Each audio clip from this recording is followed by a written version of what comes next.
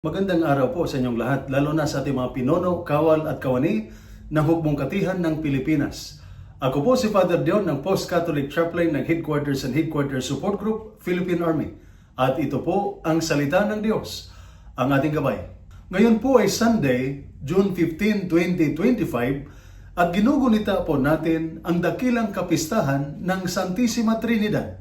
At ngayong kapistahan ng banal na Santatlo, ipinaalala sa atin na ang Diyos ay hindi nag-iisa. Siya ay isang ugnayan ng pagmamahalan. Ang Diyos ay isang komunidad. Ang Diyos ay isang pamilya ng Ama, Anak at Espiritu Santo. At dahil tayo ay nilikha sa Kanyang wangis o larawan, hindi rin tayo nilikhang mabuhay mag-isa. Sa gitna ng gulo, stress, o tahimik na pakikipaglaban sa sariling iniisip, tandaan mo, hindi ka nag-iisa.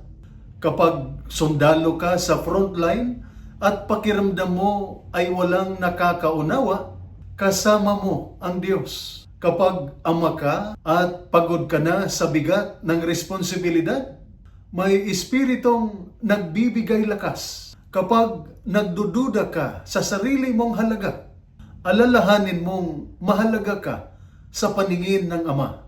Ang totoong katatagan ay hindi ang magmukhang malakas, kundi ang marunong humugot ng lakas mula sa Diyos at sa mga taong nagmamahal sa iyo. Ngayong araw, huminto sandali, huminga, manalangin, at hayaan mong ang Diyos Ama, Anak at Espiritu Santo ang maging lakas mo, liwanag mo, at kasama mo. Kahit sa gitna ng katahimikan o kaguluhan, hindi ka nag-iisa. At ito po ang salita ng Diyos, ang ating gabay. Manalangin tayo. O Diyos, Ama, Anak at Espiritu Santo, sa gitna ng aming misyon at pagod, palakasin mo kami.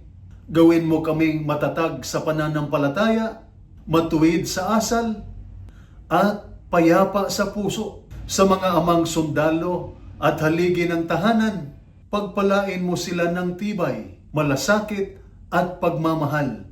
Amen. At sumainyo at sa inyong pamilya ang pagpapala ng makapangyarihang Diyos, Ama, Anak at Espiritu Santo. Amen.